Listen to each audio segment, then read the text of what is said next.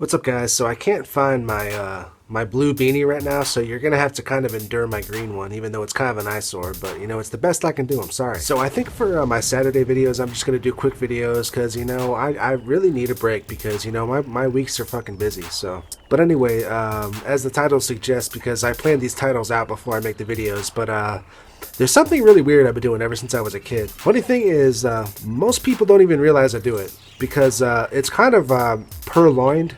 As in, it's kind of hidden in plain sight without, you know, it's not really right in your face. I carry a pen around with me all the time. I always have a pen in my hand. The pen specifically I've been doing since I was 14 consistently. But I can trace this type of behavior, you know, it's kind of a compulsion, I guess you could say, back to when I was about born. Because when I was really little, I used to rub my fingers together every time I got excited.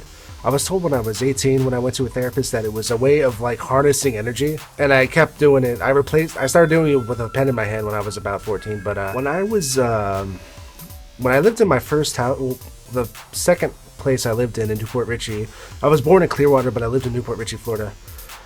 I lived in a big 2-story house, or actually it was a 1.5-story house because it was only a half-story upstairs, but because it just had my sister's room and my room, but that's besides the point. I used to stand in my my window and play with the blinder string for hours at a time and just think about things and just let my mind wander. And the act of having the strings rubbing against my fingers used to just make all these thoughts come out, and it was kind of vital enough to me that when I left my hometown when I was 9 years old, I had to replace it somehow, and I started carrying around a shoestring with me.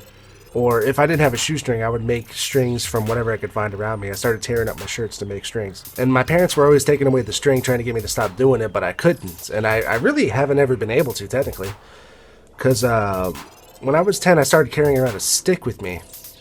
And that replaced the string. Then when I was 14, I started carrying around a pen. And when I get really excited or if I'm thinking really deeply about something, I'll play with the pen really vigorously. And it kind of freaks people out sometimes. And for a long time, I didn't really think about it. I'm like, because it was just so, you know, ubiquitous with my behavior. It's something I've always done, and I don't know how to cope without it. And I didn't think to really look it up about it until about a year ago. And I looked it up, and that type of behavior is actually a symptom of autism.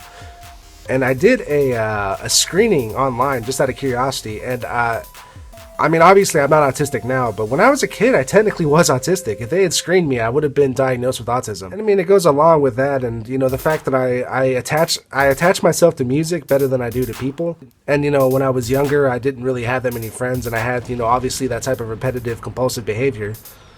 It really makes me think, you know, maybe autism is something you can grow out of. Maybe I was autistic and I grew out of it. And I even talked to my recent counselor about it, and she agreed that is a sign of autism. Especially, I'll make a video about this later on, but I'm actually, I'm in the synesthesia spectrum too, because I see music. I'm not deep within the spectrum because I don't actually see it. I spatially envision it. I have this super smart friend. He made a good point because I'm musically inclined, you know, musically talented, that it might be my mind's way of understanding music, because there is no other way for your mind to understand it other than, you know, tactilely or you know, through, you know, somatically. So yeah, what it comes right down to is I always carry a pen around with me, and it helps me think and it helps me daydream.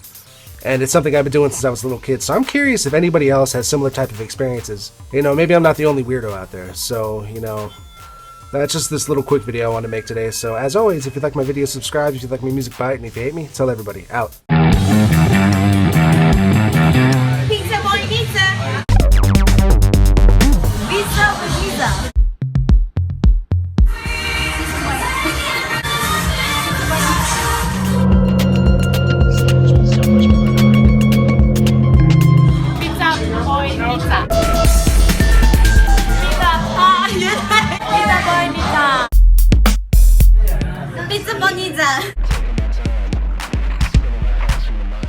bonita.